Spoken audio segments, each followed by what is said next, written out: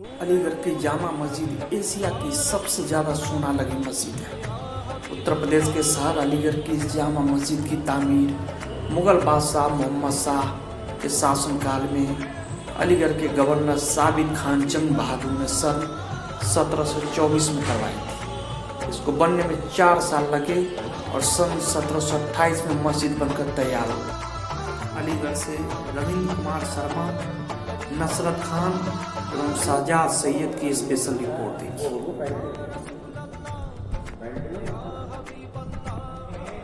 जामा मस्जिद शाही जामा मस्जिद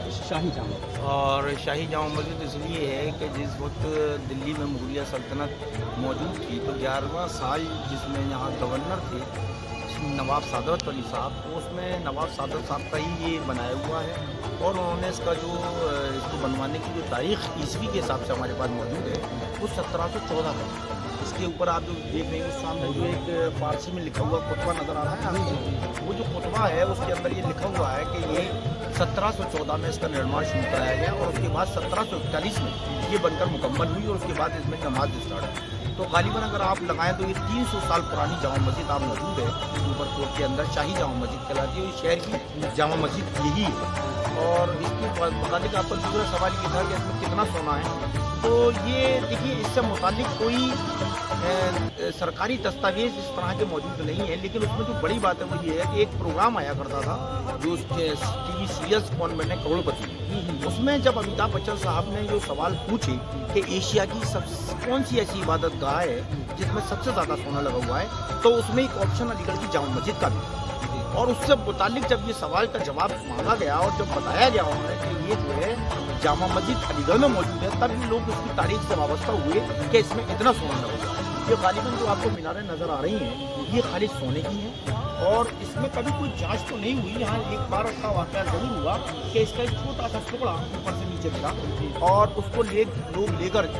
शहर के जामा मस्जिद के लोग यहाँ से लेकर मुफ्ती साहब जो आज मौजूद हैं, मुफ्ती खालिद हमीद साहब के घर गए। उसके बाद उस टुकड़े को आज भी मौजूद है, उसको चेक कराया गया। तो यहाँ कई सुनारों से जब उसे चेक कराया गया तो पता लगा कि ये खाली सोना है और इतना उम्दा सोना उन्होंने जिस तरीके से जवाब दिया उससे ये मालूम होता है कि ये इसके अंदर खाली सोने की बनी हुई ज़्यादातर इबादत गाह हमारे पास मौजूद है। अब इसमें कितनी तादाद हो सकती है, वो किस तरह से हो सकती है, उसका कोई मीज़ान ऑथेंटिक रूप से हमारे पास मौजूद नहीं है, लेकिन हम इतना ही कह सकते हैं कि उसके सवाल के जवाब में इसके अंदर ये किस तरीके से उन लोगों ने बनवाया हो और किस तरीके से परतें लगवाई हों, ये तो वहाँ नहीं जाता, इसका पानी तो नहीं जाता और के जरिए से पहुँचता है। लेकिन ये बात सही है कि साबित अली साहब के तालाब के नाम से वो मशहूर है और यहाँ से ये अंदर ग्राउंड जो लाइन जा रही है ये वहीं जाया करती थी, नाले के जरिए से पहुँचती थी और इसका पूरी जामा मस्जिद के वजू का पानी वहीं तालाब में जाकर गिरा करता था। तो ये नवा लेकिन जो चेंज करा दिया गया, जो आप देख रहे हैं कि मार्बल टाइल्स लगे हुए हैं, तो आज के वक्त का है, लेकिन उस ज़माने में जो लगा हुआ था इसका फर्श वो आज भी जैसे जामा मस्जिद ऊपरकोट वहाँ मौजूद है एमयू के पास, वो उस ज़माने में जो शख्सियत रहमतुल्लाह ने उसको जिस तरीके से काम कराया वो पत्थर उसमें मौजूद है। जैसे अभी मौजूदा वाइस चांसलर से पहले जो वाइस चांसलर थे लेफ्टिनेंट जनरल ज़मीरुद्दीन शाह, उन्होंने उस पत्थर को उड़वा कर उसकी मरम्मत करा कर दोबारा, क्योंकि वो घिस गए जिस तरह से, तो उसको दोबारा से उसको उसी फिक्स कराया। तो ये हमारे यहाँ की जामा मस्जिद के अंदर था कि गर्मियों में तो जो होता था ठंडा रहता था और जाड़ों के अंदर गर्म रहता था, लेकिन क्योंकि वो पुराना हो चुका था तो ये अब नई टेक्निक्स आ गई, तो वो यहाँ जामा मस्जिद कमेटी ने उसको तरमीम करा कर ये लगाया हुआ है। तो इस वक्त तो ऐसा कोई पत्थर इस यहाँ मौजूद नहीं है कि जो गर्मी में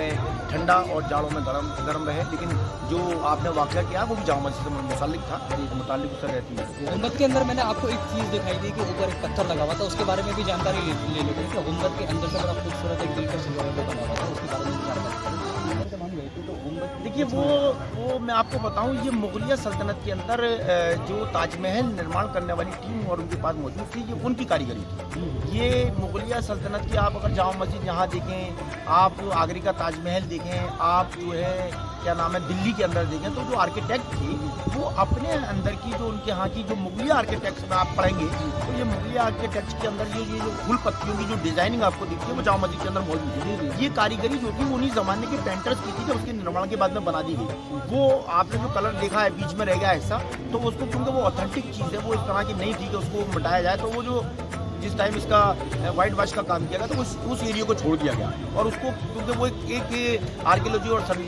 सर्वे की अगर आप देखें तो ये एसआई वाले भी चीज़ को देखते हैं 300 साल से ऊपर की इमारत हो गई है और उसके पास हमारी इस तरह की कोई निशानी मौजूद नहीं है 300 साल पहले की सभ्यता की। आज हमारे पास वो कल्चर मौजूद है 300 साल कि किस तरह की उनके यहाँ की पेंटिंग हुआ करती थी, किस तरह वो निर्माण किया करते थे, मजबूत दीवारें होती थी। तो ये हमारे लिए बड़ी बात है कि 300 साल की एक इमारत हमारे शहर में मौजूद है जिसकी तारीख वाबस्ता तारीख बड़ी मजबूत तारीख मौजूद है। और वही जो आपने पेंटिंग का जिक्र किया है वो भी मुगल सल्तनत के दौर की पेंटिंग उन इमारतों में हुआ करती थी। वो अंदर भी आज भी आप एक वो हिस्सा बचा हुआ है जिसको आप अभी शूट करके आए, तो वो तारीखी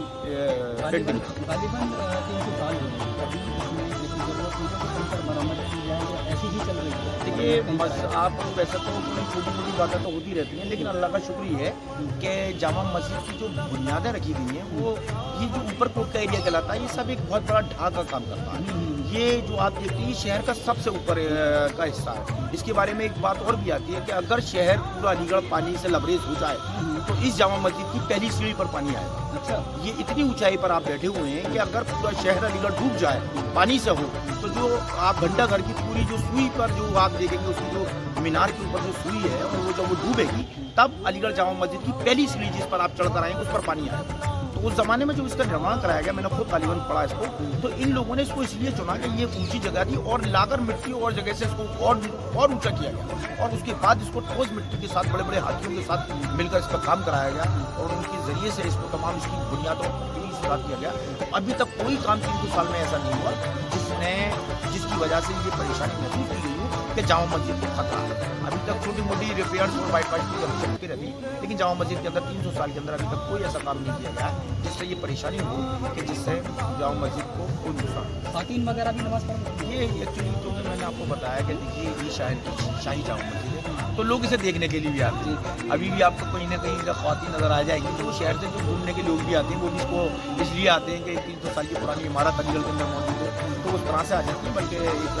इधर यहाँ ख्वातीन के लिए निज़ामी किया भी गया कि अगर वो आए और नमाज ज़्यादा करते हैं तो इसमें वो नहीं बहुत सारे। देखिए अभी हमने आपको तस्वीर दिखाई, बातचीत की, उसकी बात की, बताया।